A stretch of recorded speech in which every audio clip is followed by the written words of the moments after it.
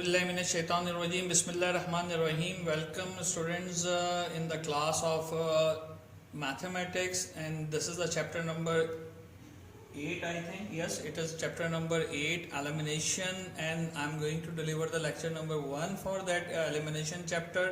Elimination से मुराद क्या है, क्या हम समझते हैं एलिमिनेशन है क्या? एलिमिनेट कर देना, निकाल देना। बहुत सारे सॉफ्टवेयर जो या बहुत सारी चीज़ों के अंदर हम नोटिस करते हैं कि जी ये चीज़ एलिमिनेट कर दें, है ना। तो नॉर्मली तो हम गार्बेज एलिमिनेट करते हैं, जो ज़रूरत की चीज़ नहीं होती उसको एलिमिनेट करते हैं। तो एलिमिनेशन का मतलब होता है निकाल देना, खारिज कर देना, ठीक है ना। तो यहाँ पर हमारे पास मेथड्स ऑफ ऑब्टेनिंग, इसकी जो मैथमेटिकल डेफिनेशन है, methods of obtaining a relationship independent of any particular variable is called elimination. Example समझेंगे तो फटाफट समझ में आएगा। जैसे इन दोनों इक्वेशंस में से अगर मुझे बी निकालना है तो इसका मतलब क्या हो गया, b is going to eliminate. A निकालना है तो a is going to eliminate. इस मेथड को हम क्या कहते हैं, एलिमिनेशन कहते हैं। एलिमिनेशन के 3-4 मेथड्स हम इस चैप्टर में पढ़ेंगे, जिसमें एक पॉपुलर मेथड उसका क्या है, एलिमिनेशन बाय सब्स्टिट्यूशन। सब्स्टिट्यूट करना यानी एक से वैल्यू निकालकर दूसरे में सब्स्टिट्यूट कर देना।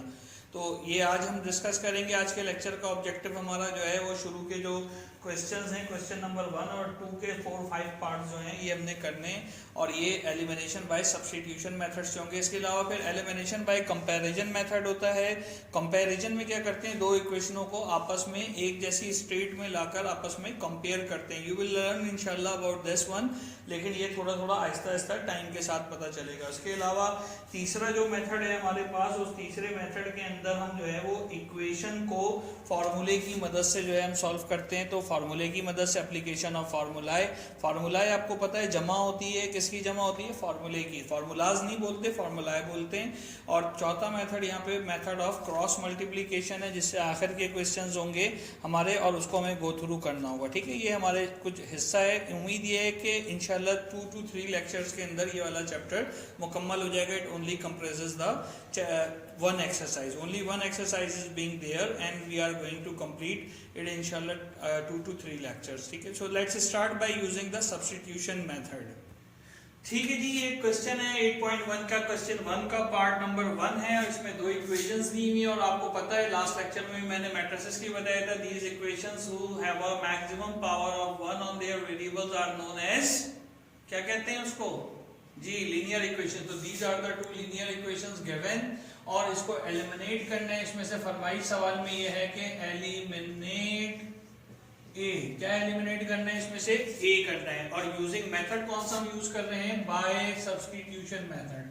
सब्स्टिट्यूशन मेथड, ठीक है। कौन से मेथड से यूज करना है, एलिमिनेट करना है ए को, सब्स्टिट्यूशन मेथड से एलिमिनेट करना है। तो यहाँ पर इसका मतलब ए इज अ गार्बेज, उसको हमें निकालना है। तो देखिए सब्स्टिट्यूशन मेथड में किसी भी एक इक्वेशन को, इनको हमने सबसे पहला स्टेप क्या किया, इनको दो इक्वेशंस का नाम दे दिया, ये 1 है और ये इक्वेशन 2 है।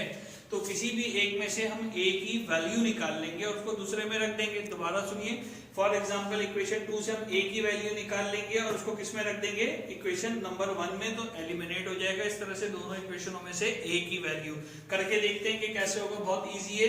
फ्रॉम इक्वेशन 2 जो है हमें क्या कह रही है, उससे हम ए की वैल्यू निकालेंगे। तो a is equal to, value कैसे निकलती है, इधर माइनस है, दूसरी तरफ जाके प्लस का 2 भी हो गया, ये +1 है तो दूसरी तरफ जाके माइनस का 2 भी हो गया। ये हमारे पास इक्वेशन ए आ गई, लेट सपोज, और इधर हमने ए की वैल्यू निकाल दी। तो मैंने क्या बताया था आपको कि इक्वेशन 2 से उस वेरिएबल को जिसको एलिमिनेट करना है उसकी वैल्यू निकाल के, अब जरूरी नहीं ए एलिमिनेट करना, may be possible examiner is going to ask you कि बी एलिमिनेट कर दें, तो आप बी की वैल्यू निकाल के उसको दूसरी इक्वेशन में सब्स्टिट्यूट कर देंगे। तो यहाँ पे क्या लिखेंगे, क्योंकि मेथड सब्स्टिट्यूशन है, लिहाजा देयरफॉर बाय, इंग्लिश बड़ी इंपॉर्टेंट है, बाय सब्स्टिट्यूटिंग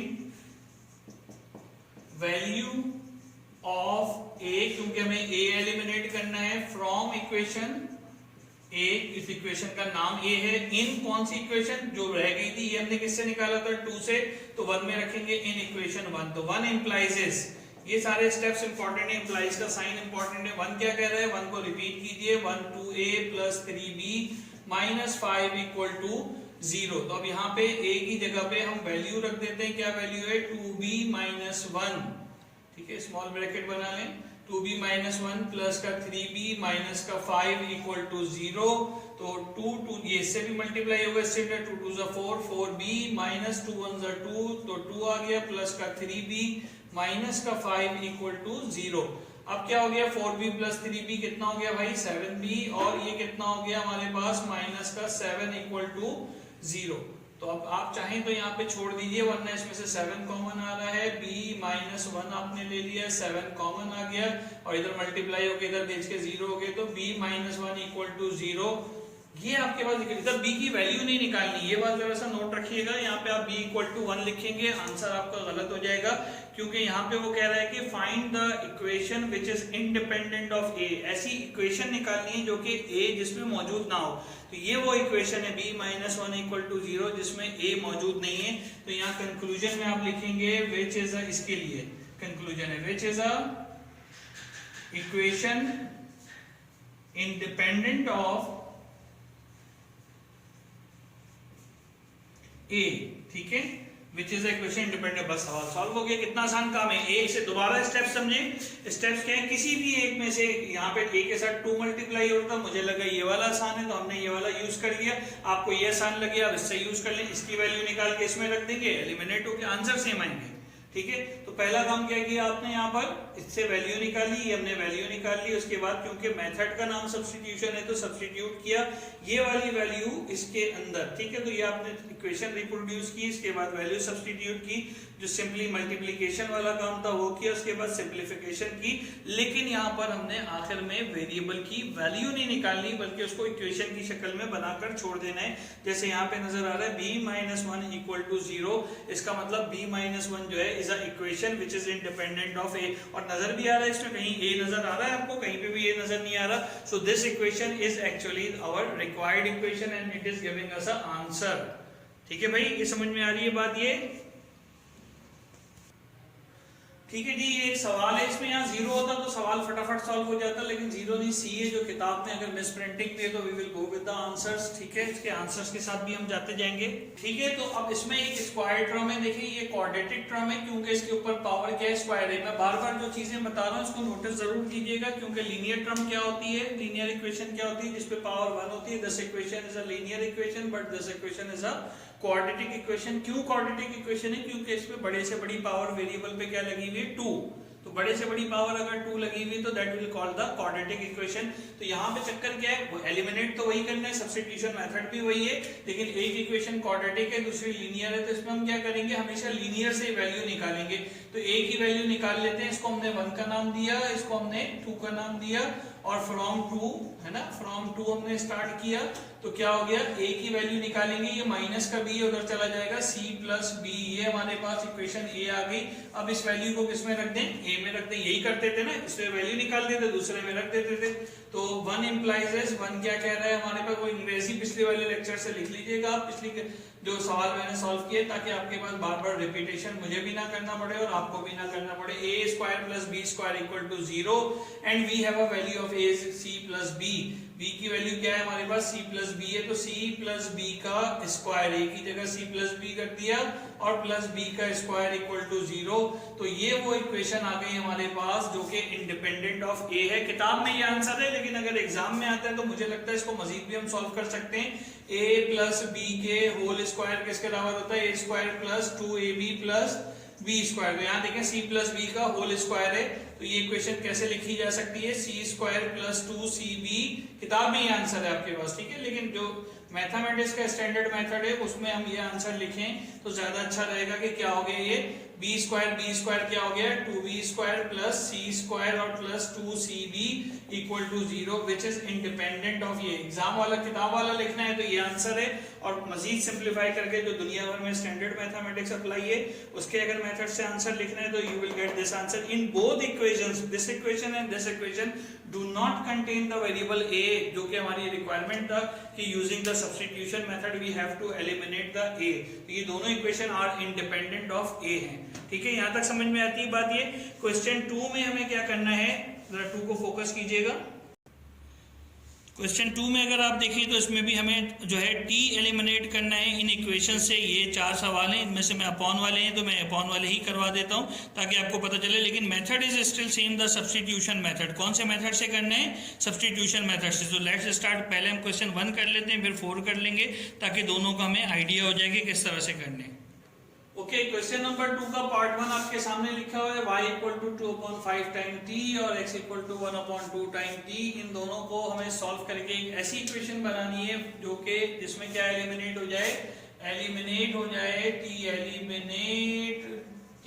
क्या वैल्यू एलिमिनेट करना है और मेथड वही सब्स्टिट्यूशन है। बहुत आसान काम है, कोई मुश्किल काम नहीं है। किसी एक से सब्स्टिट्यूशन में क्या करते हैं, किसी एक से इसको इक्वेशन 1 का नाम दे दिया, इसको इक्वेशन 2 का नाम दे दिया आपने, तो आपने दोबारा सोल्यूशन की हेडिंग डाल के उतारना है दोनों इक्वेशंस और उसमें बाद किसी एक से वैल्यू निकालने t की। हम इस वाले से निकाल लेते हैं फ्रॉम 1, आप 2 से भी निकाल के देखेंगे, you will get the same answer. 1 क्या कहता है, y equal to 2/5 times t। 5 इधर डिवाइड हो रहा है, यहाँ मल्टीप्लाई हो जाएगा, 2 मल्टीप्लाई हो रहा है, यहाँ डिवाइड हो जाएगा, तो t इक्वल टू 5 इधर मल्टीप्लाई था, डिवाइड था तो मल्टीप्लाई हो गया, 5/2 मल्टीप्लाई है तो यहाँ जाके क्या हो गया, डिवाइड हो गया। इसको इक्वेशन ए का नाम दे दिया। फिर क्या करते थे, t की वैल्यू निकाल ली, किसमें रख दें, इस वाली इक्वेशन में रख दें, सब्स्टिट्यूटिंग इन। और सब्स्टिट्यूट का वर्ड यूज लाजमी करना है क्योंकि मेथड ही सब्स्टिट्यूशन है। इन इक्वेशन 2, इक्वेशन 2 में सब्स्टिट्यूट करें, 2 इंप्लाइज 2 क्या कह रही है भाई, x इक्वल टू 1/2 t। सही है, 2t ना, ये नल वाली 2t ना समझ लीजिएगा भाई इसको, ठीक है। ये 2t है, अल्फाबेटिक और न्यूमेरिक कैरेक्टर्स हैं, इक्वल टू 1/2 और t की वैल्यू कितनी है भाई, यहाँ से देख लो 5/2y है ना। अब देखो इसमें कहीं t नजर आ रहा है, ये इक्वेशन सॉल्व हो गई, बस इसको सॉल्व कर लेना है। तो 1 5 जा 5, x इज इक्वल टू 5/2 2 जा 4y और 4 इधर डिवाइड हो रहा है, यहाँ जाके मल्टीप्लाई हो जाएगा, 4x is equal to 5y और दूसरे लफ्जों में इस इक्वेशन को लिख सकते हैं 4x minus 5y equal to 0। ये हमारे पास जो इक्वेशन है विच इज इंडिपेंडेंट ऑफ t, क्या लिखेंगे, विच इज इंडिपेंडेंट ऑफ t। ठीक है, ये किससे इंडिपेंडेंट है, t है, क्योंकि इसमें कहीं t नजर नहीं आ रहा ना, t एलिमिनेट कर दिया हमने। इतना आसान सवाल है, इतनी आसान तरीके से हमने करना है। उम्मीद है ये आपको समझ में आया होगा। अब एक थोड़ा सा और मुश्किल इक्वेशन ले लेते हैं, पार्ट 4 सबसे बड़ी इक्वेशन है, उसको जरा सा सॉल्व करते हैं। ओके, ये क्वेश्चन नंबर 2 का पार्ट 4 है। पहली इक्वेशन है vf is equal to vi plus gt, दूसरी s is equal to vit plus half gt square. अगर आप लोग थोड़े से भी पढ़ने वाले और थोड़ी सी मेमोरी रिकॉल करते हैं तो you will realize that this equation is a first equation of motion when body is falling under the gravity। एक ही जगह पे g लग गया, vf is equal to vi plus at होता था तो यहाँ पे gt हो गया। और ये सेकंड इक्वेशन ऑफ मोशन है, s is equal to vit plus half gt square, at square हमने पढ़ा था। अब t एलिमिनेट करना है, बस इतना सा काम हमें करना है। तो आपको मैंने बताया था, इसको इक्वेशन 1 दे देंगे नाम, इसको इक्वेशन 2 दे देंगे। और रेक्टिफिकेशन नहीं है, इधर देखें ये क्वाड्रेटिक इक्वेशन है क्योंकि पावर 2 है, इधर ये लीनियर इक्वेशन है क्योंकि पावर 1 है। तो t की वैल्यू हमें एलिमिनेट जो करना होता है उसकी वैल्यू निकालनी होती है। तो t की वैल्यू कैसे निकलेगी, 1 से या 2 से? बिल्कुल ठीक है, t की वैल्यू किससे निकलेगी, 1 से निकलेगी क्योंकि लीनियर इक्वेशन से वैल्यू निकलती है। फर्स्ट इक्वेशन क्या कह रहा है, vf is equal to vi plus gt। ठीक है, तो हमें t निकालना है, vi इधर प्लस है, इधर आके माइनस हो जाएगा, तो vf minus vi is equal to gt। और t निकालना तो g इधर मल्टीप्लाई हो रहा है, यहाँ डिवाइड हो जाएगा, तो t equal to vf minus vi upon g। ये हमारे पास इक्वेशन a आ गई, t की वैल्यू आ गई। अब ऑफ कोर्स क्या करेंगे, इस t की वैल्यू को 1 से निकाला था तो अब किस में रखेंगे, इक्वेशन नंबर 2 में रखेंगे, सब्स्टिट्यूटिंग इन इक्वेशन 2। इक्वेशन 2 में रखेंगे, 2 क्या बता रही है, 2 implies s is equal to vit plus 1/2 gt square. Value बिल्कुल केयरफुली रखनी है, बाकी कोई मुश्किल नहीं है। s is equal to vit, देखो यहाँ पे t आ गया तो t की वैल्यू रख दो। t की वैल्यू कितनी निकली है, vf minus vi upon g plus 1/2 g और यहाँ पे t का स्क्वायर हो जाएगा, vf minus vi upon g। ठीक है, अपॉन g का होल स्क्वायर। यहाँ पे ये दो वैल्यूज हमारे पास आ जाएंगी, बस अब इनकी सिंप्लीफिकेशन करनी है, बहुत आसान सी है। ओके, अगले स्टेप में क्या हो गया, s is equal to vi और यहाँ पे क्या चल रहा था, vf minus vi upon g, ये तो ऐसे ही आ गया, और प्लस का 1/2 g अच्छा यहाँ देखो, यहाँ पे स्क्वायर है तो इस पे भी स्क्वायर आ गया और इस पे भी स्क्वायर आ जाएगा। तो स्क्वायर अगर लगाएंगे तो क्या हो जाएगा, VF माइनस VI का स्क्वायर अपॉन G का स्क्वायर, है ना, ऐसे ही होगा। G के एक स्क्वायर से एक G कैंसिल हो गया, तो बड़ा आसान सा काम हो गया ना हमारे लिए। बिल्कुल केयरफुली अगर आप एलिमिनेट करोगे तो काम आसान होता चला जाएगा। यहाँ क्या बचा, VF माइनस VI, और यहाँ पे क्या बचा, अपॉन का G प्लस 1/2, और साथ में क्या बचा है, VF माइनस VI का स्क्वायर और अपॉन का एक G, तो कैंसिल हो गया तो एक G बचा यहाँ पे, ठीक है।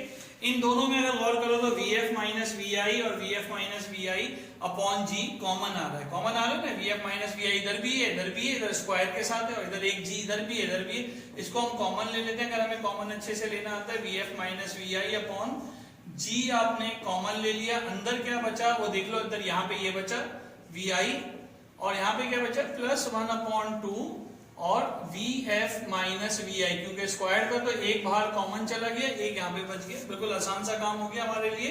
तो S इज इक्वल टू, यहाँ पे भी S लिखना है सब जगह, VF minus VI upon G, ये आपने लिख लिया। और यहाँ पे अब एलसीएम ले लेंगे, इधर कुछ भी नहीं है तो क्या है 1, इधर 2 है, तो एलसीएम क्या आ जाएगा, 2 और 1 का 1, जो क्रॉस मल्टीप्लीकेशन है क्योंकि डिफरेंट डिनोमिनेटर्स हैं। तो 2VI और प्लस का VF माइनस का VI है ना, यहाँ 1 से मल्टीप्लाई होगा तो सिंपल उतर जाएगा, और इस तरह से ये आ गया, सही है।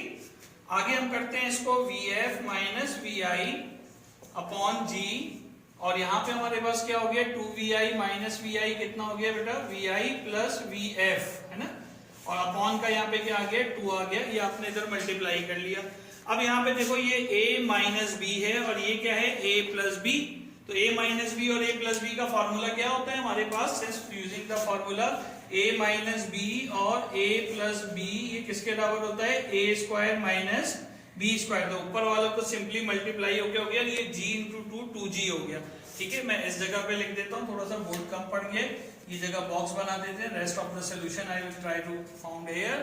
तो S इज इक्वल टू, ये क्या हो गया, VF minus VI, VF plus VI, तो A minus B plus B किसके बराबर हो गया, A square minus B square, है ना, ये बनेगा ना, A स्क्वायर माइनस B, और नीचे 2 और G मल्टीप्लाई हो रहे हैं तो क्या हो गया, 2G इधर डिवाइड हो रहा है, जाके मल्टीप्लाई हो जाएगा, 2GS is equal to VF square minus VI square. आपने मैजिक देखा कि ये थर्ड इक्वेशन ऑफ मोशन आ गई, 2G, है ना, 2AS is equal to VF square. First equation और सेकंड इक्वेशन को हमने सॉल्व किया है एलिमिनेशन की मेथड से।